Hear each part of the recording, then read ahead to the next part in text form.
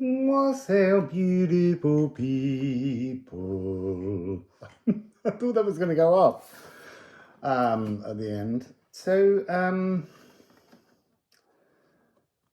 Moon in Ophiuchus came up. I really was expecting Libra, and there was, as I was shuffling, Venus came out before that. But I think that's continuing this story. There's something... Today's reading is Ophiuchus, Bolt from the Blue, something that comes in quite unexpectedly. And there's something within that energy of feet, which is interesting because I was picking up a lot of things to do with knees and feet and thighs, legs and feet. That's the words. In the Pisces reading, quite logically, but I didn't mention it at the time. But today feels a very separate energy. And there's something about this energy that I think will strike at some stage during this 13 sign journey. It's like it's a sign out of time, out of order. And I've translated the asteroids into the Ophiuchus sign. And there's really only 3 that we're working with, which is Persephone, Calliope, and Ate. And there's something within that about being inspired to fall in love with something. And it doesn't have to be a person. It can be an idea. It can be a philosophy. But how the world around you will tell you that you're being foolish. There's a real strength in this need to self-determine, I guess, would be the way of looking at it. So Ophiuchus is linked to Asclepius, and that is resurrection, and that is really birth, not rebirth, birth. Asclepius was a snake bearer. He had a snake that used to whisper into his ear and tell him the secrets of true healing. Mystical resurrection, it's the cosmic serpent, but this is cardinal aether. So it is a completely different frequency. Moon in Ophiuchus, which is a 2-9, because we get 13-9, which is a very powerful energy all told. This is embracing source. So this is connecting with the divine cosmic serpent, I guess. It's like receiving the head, the body, and the tail of the serpent rather than just necessarily the head or the body. It's the whole thing coming in. Embracing source, El Maestro, you know, the teacher. That's what this means, cosmic teacher. Sacred stillness and the verge of visible silence. This very much feels like a little bit like the energy of the 25th of July. It might be worth looking back at that reading. A day out of time. This is a moment out of time that comes in to strike in, to spark, to create some kind of new energy. So Ophiuchus, I am destruction or I am revival. So there's a really fantastic thing here that I'm being drawn to, spiritually secretive. It's not going to work anymore. You have to own it. That's part of this energy. Seekers of forgotten esoteric wisdom. That's kind of what's coming in with this energy, and it could come in at any stage in this process towards this. I mean, we do call it the Lion's Gateway. But when I was in Portugal, I was picking up on the 9-9 portal. And then there'll be a 10-10 and 11-11. That we're missing tricks if we assume it's only Lion's Gateway. We need to feel into that. Maybe that's what will come through. Because it's about power numbers, repeating frequencies, but they transform. natural dream decoding.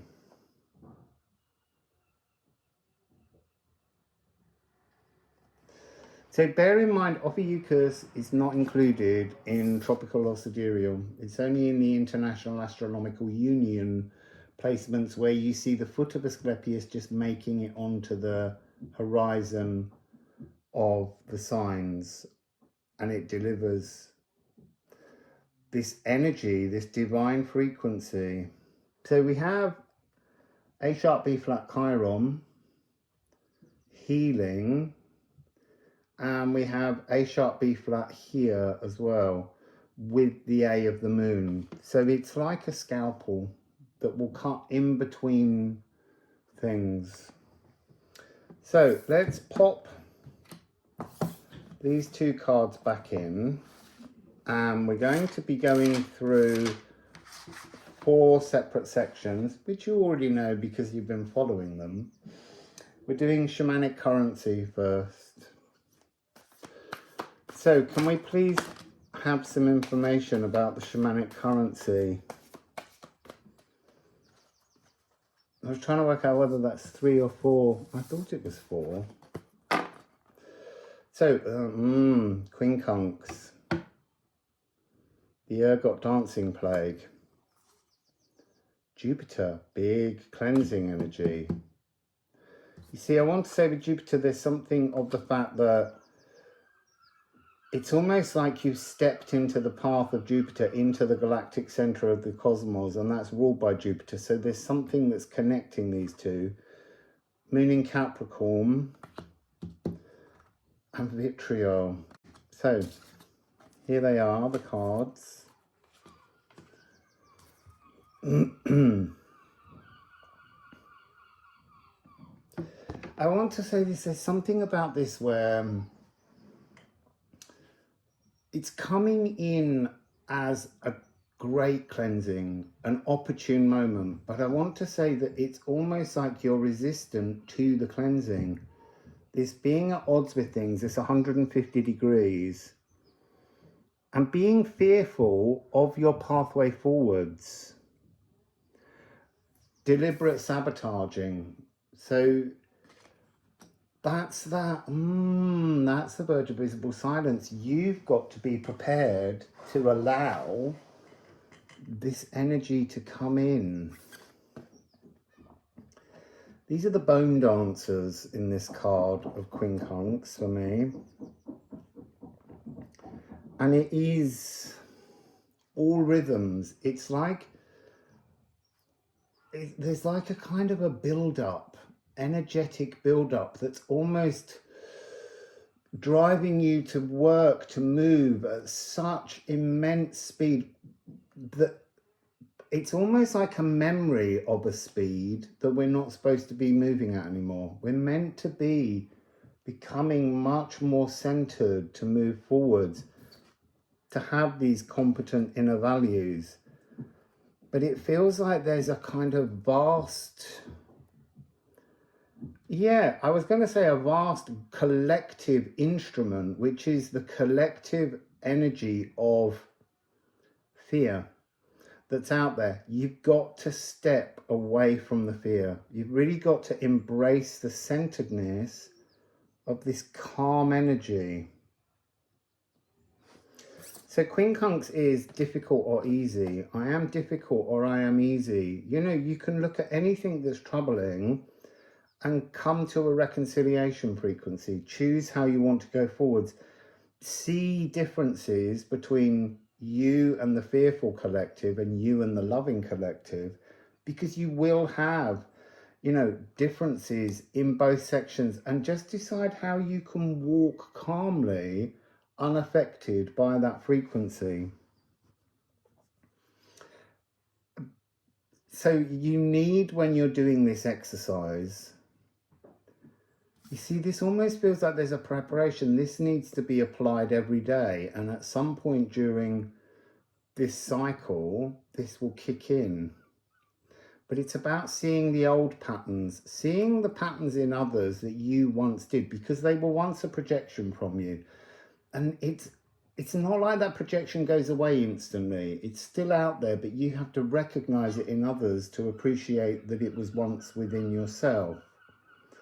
And this is the wrench in the works that works for change, the spanner in the works that works for change. It's something that gets thrown in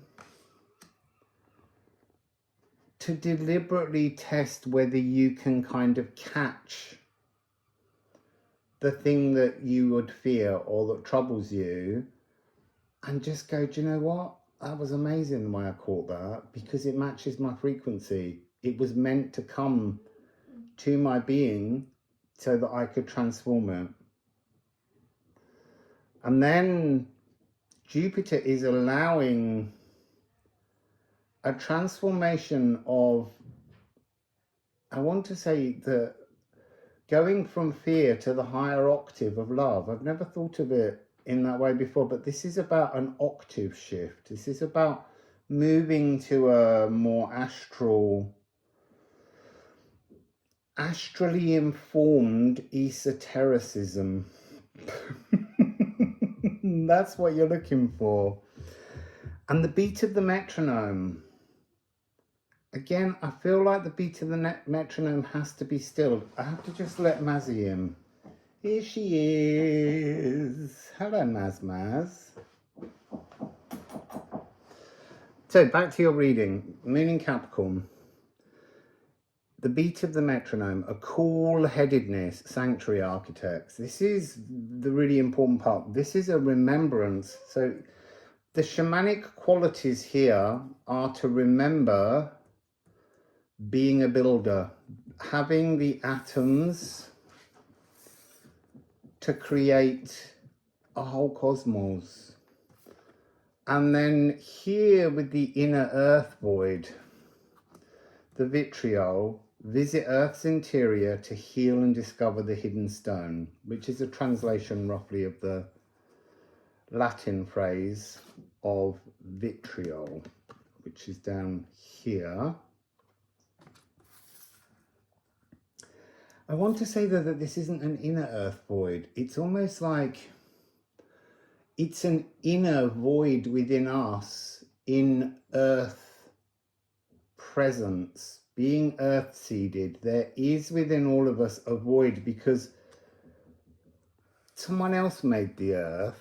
Wow, we all did, but it's not, we're all an aspect of the earth's frequency. We all made our own realms, our own cosmoses. And slowly as we shared these with others and merged with others, it formed bubble upon bubble upon bubble till it became the very complicated space that is the earth. So within the inner earth void, there is an aspect of us, but there's also an emptiness of a kind of a misunderstanding of how, with all of the uniquely positive, wondrous cosmic creations that each divine aspect of ourselves made, that the earth could become the place it is. It's like we're not fully tuned to this space, and that's really what's available, to become more competent with the inner values of the inner earth void, but an inner earth emptiness that needs to be filled. Interesting. Let's look at the cosmic balance sheet that's going on. The cosmic balance sheet, please, for Ophiuchus. Just 2 cards. Rot. You see, that's so interesting. This morning I was thinking about how, an arsenic. I was thinking about how still life in English, in French, the name is something nature deaths.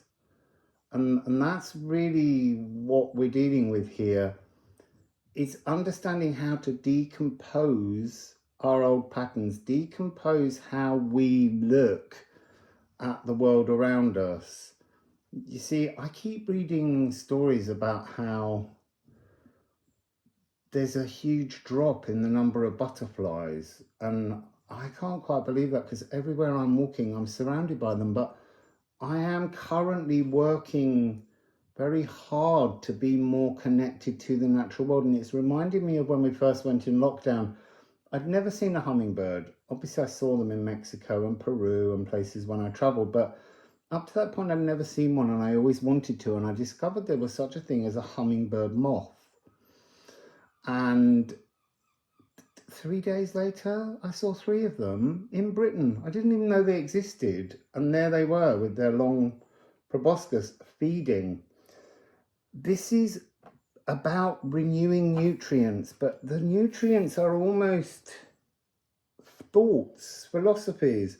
Renewing how we connect to the world makes the world more visible. So from within the invisible, the visible silence is the space for all of nature to be there. Because I remember that first lockdown, spring and summer, I've never seen so much of the natural world just shouting in colour and liveliness. And that's what's on this balance sheet, this transformation, writing a hit song. So if you, it's all to do with fear, and then that higher frequency of love, the Jupiter tin astral realms. If you feed yourself only in the stories of fear, you're left with a very empty canvas. So that inner earth void is that inner earth emptiness, because you're not connecting. This is really about having that chance to truly connect, but you have to write that song. You have to believe in that frequency being out there. So what are the deposits needed? I was looking to see how long it was, but of course I stopped it to let Mazzy in.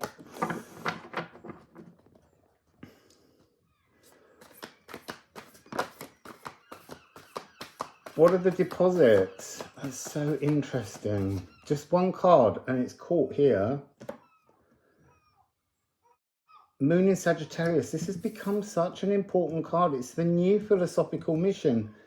You have to write the space. You have to create the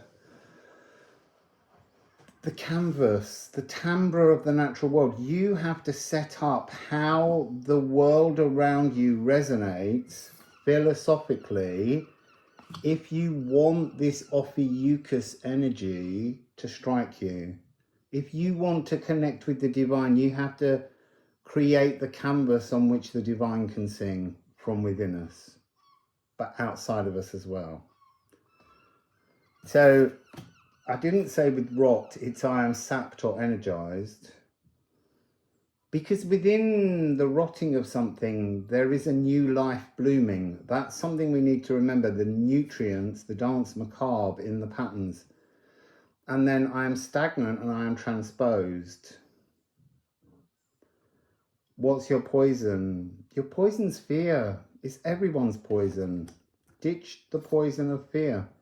So here I am unskilled or I am qualified. The state of pronoia. So the state of pronoia is the opposite of paranoid. Pronoia is when you believe that the entire world and everything within it and behind the veil are orchestrating everything in your favor. So that's almost a space that we need to be in, and that's the state of love. Pronoia, and it's the storybook writer writing a hit song and taking that hit song to create an entire story moving forwards. I like that. Spirit mentored. You see, I want to say spirit mentored, where you accept and acknowledge that absolutely every single member of your spirit team, your bone people, are actually just one with the divine. So you're mentored by spirit, not spirits, plural. They are all separate fractals, but ultimately they are all one. This sun's making me very warm today. It's a different It's a different feeling to like having the sense of the heat from within. This is the heat from without. I've got one card on the table that I paused and let it fall. It is Cancer. And now we've got conjunction with it. So this is the galactic dividends to be paid. It's just kind of talking about, let's hold them the right way around. Ancestral dwellings, emerging focused intentions. Again, it's this message. Without this new higher dimensional landscape of cardinal emotions, there is no collaboration with this energy of Ophiuchus. You have to, so that's interesting. It's going to come from today or this reading forwards. You have to have done the first series of readings to the Cancer energy, and then that's when this energy can come in. And look, it doesn't have to be done right now for the 8th of the 8th. This is an open energy that stays open. It's like there are caudal echoes in the fabric of space-time. So you're working with this energy. It's coming through. There's a divine transformation available because we've got 3, 6, 6, 9, 6. You want to look at what's in your house 6. Look in your natal chart. It might offer clues for how to create this new emotional landscape that's shining from within you, your new emotional light frequencies that are less heavy within your body because they're on a whole new higher octave. I am ancestral or I am individual. Look at the Cancer reading, you really do need to. And then I am detached or I am mutual. You need to detach from these family patterns that you were birthed with and that you were shaped and molded with. And you need to find your own, it's kicking me now in my kidneys. And you need to find a way to bring a new emotional landscape and have an osmosis to bring that to become the truth, weaving between all of your cells and in your cells. This is to be in the heart of wondrous magic. A musical collaboration. You know, you've got your hit song, you're writing your story, and now it becomes a collaboration, it becomes an orchestra. I keep saying to people that I understand the individuality that's needed to grow and transform and clean and adapt to new frequencies, but having been an orchestral player, I understand the importance of each individual instrument and player within an orchestra is integral to the entire symphony that needs to be heard, that needs to be experienced. And so, yes, we have pilgrim moments, we have hermit moments, but this really is about preparing yourself to go out into a world of love with a new emotional landscape. And this is the energy available that will strike change. It really will strike change. This is the house of change, arsenic. What doesn't kill you makes you stronger. So this is an opportunity to fill your earth-seeded inner void emptiness with a whole new, what do I want to call it? I want to call it an opera. A whole new operatic cycle is awaiting, but you need to make space to allow that divinity in. So There we have Ophiuchus, Wassail.